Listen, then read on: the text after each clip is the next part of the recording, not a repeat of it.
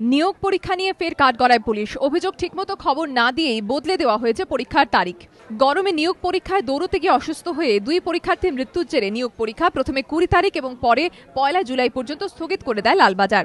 অভিযোগ, দ্বিতীয় দফায় পরীক্ষা স্থগিতের খবর পরীক্ষার্থীদের কাছে পৌঁছয়নি, ফলে হাজার হাজার পরীক্ষার্থী এদিন ভোর থেকে ভিড় জমান রেসকোর্সের ধারে। অভিযোগ, কোনো পুলিশ কর্মী নন, শুধু গেটে একটি স্বাক্ষরবিহীন নোটিশ টাঙিয়ে জানিয়ে দেওয়া হয়েছে পরীক্ষা স্থগিতের সময়সীমা 1 জুলাই পর্যন্ত বাড়ানো হয়েছে।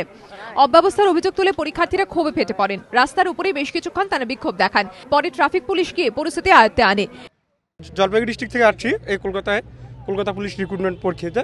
আমার ছিল 7 তারিখ এসে দেখি ক্যাপশন দিয়ে একটা আর্ট পেপারে লিখে দিচ্ছে যে এখন বন্ধ, গরম বা কোনো এক কারণবশত সেটা 20 তারিখ থেকে আবার রিক্রুট হবে যথাসময়ে।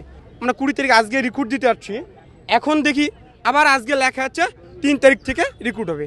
আমাদের 7 দিন বা 14 দিনের মধ্যে দুবার কলকাতা নিয়ে আসা জলপাইগুড়ি ডিস্ট্রিক্ট থেকে, তাহলে 3 মাসের জন্য বন্ধ করে দেবো। আমরা 3 মাস পরে জানুয়ারিতে আসতে রাজি আছি, কিন্তু কলকাতা পুলিশ কি করতেছে, খুশি মতো ওদের ডেট চেঞ্জ করতেছে।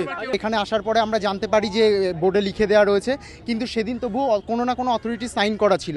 কিন্তু আজকে আসার পরে যে ডেটটা চেঞ্জ হয়েছে, সেটা যেগুলো আমরা দেখছি সেই ডেটের নিচে যে কোনো অথরিটি সাইন করা রয়েছে, সে কোনো সাইন বা কোনো স্ট্যাম্প মারা নেই। কেউ নেই এখানে যে যার কাছে গিয়ে আমরা জিজ্ঞেস করে কনফার্ম জানতে পারবো। নিয়োগ পরীক্ষার দায়িত্বপ্রাপ্ত অতিরিক্ত পুলিশ কমিশনার দেবাশিস রায় অবশ্য জানিয়েছেন, কয়েকটি সংবাদপত্র ও কলকাতা পুলিশের ওয়েবসাইটে স্থগিতের সময়সীমা বাড়ানোর কথা জানানো হয়েছিল।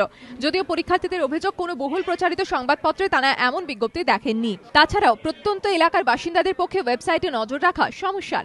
হিন্দোল দে ও রাজস্বী দত্তগুপ্তর রিপোর্ট, এবিপি আনন্দ, কলকাতা।